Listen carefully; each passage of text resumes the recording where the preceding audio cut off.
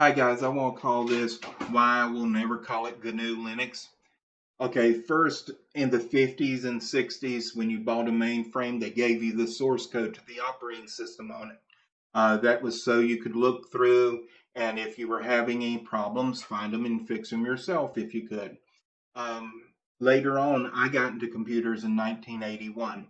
And when I got into computers, you could get magazines. There would be a lot of applications and games in the magazines you could type in yourself and have those applications and games. All those were released in the public domain. Later on in the later 80s, when I got into bulletin boards, there was a whole slew of software that was shared freely on the bulletin boards that was released in the public domain software. As a matter of fact, a lot of the bulletin board software was. So I eventually ran bulletin boards. The first one was World War IV, WWIV, and the second one was Teleguard. Now, a lot of this bulletin board software, people would modify it and then they would redistribute their modifications. So, this whole free software movement that Richard Stallman created was not innovative. What he was doing was trying to keep things the way they were because there were signs that some people were going towards closed source and he didn't like that. So he wasn't innovative, and it's not like he started free software. Free software already existed. He just wanted to keep software free. He started the free software movement, but not free software. Now let's go to the 90s with Linus Torvalds. He releases Linux to some of his friends. Stallman, from what I understand, contacts him and gets him to release under free software license, which he was just distributing it to friends and anybody interested up to that point.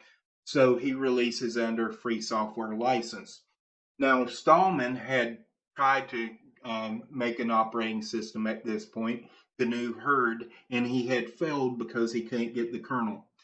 To this day, he still hasn't released a viable GNU Hurd kernel yet. They're still working on it. They just haven't been able to do it. But Linus Torvalds had. If you look in the dictionary for operating system, it's an interface with the hardware, which Linux is. So Linux by itself, the kernel by itself, is an operating system. Now there are some definitions which include user space tools. So in that aspect, then all the user space tools, the Linux ecosystem would be part of the operating system, and Linux would just be a kernel.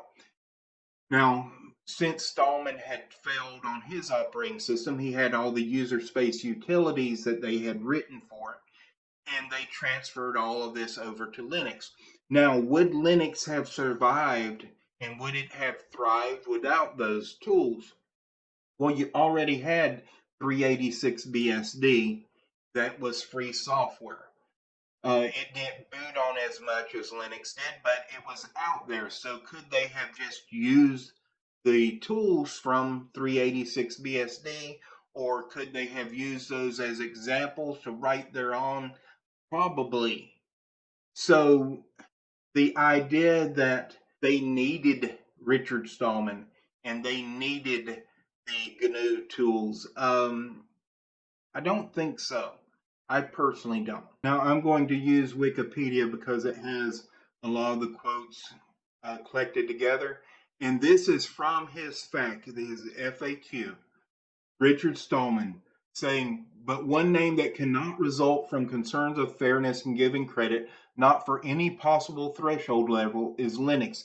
It can't be fair to give all the credit to one secondary contribution, Linux, while omitting the principal contribution, GNU.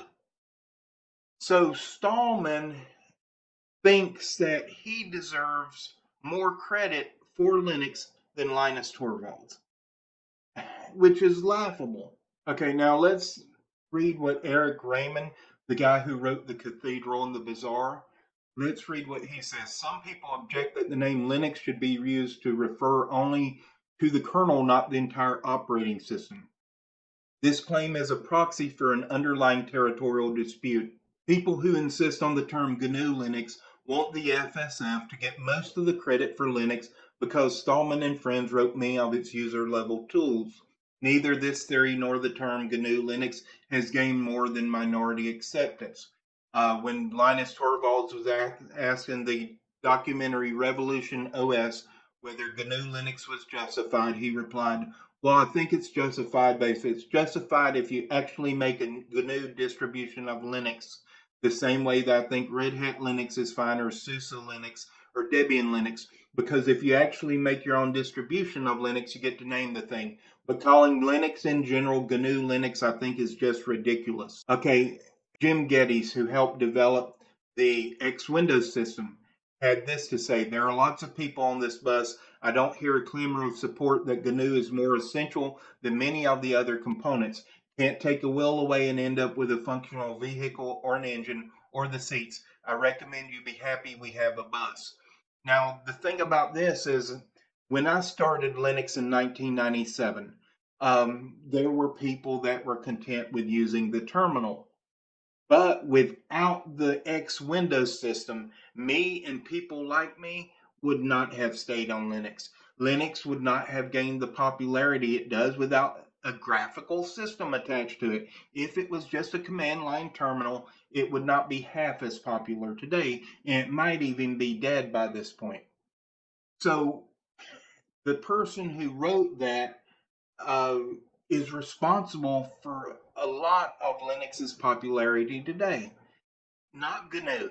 X Windows is not GNU. And nobody is clamoring to get more credit for their contributions than Linus Torvalds and the kernel team, except for Richard Stallman.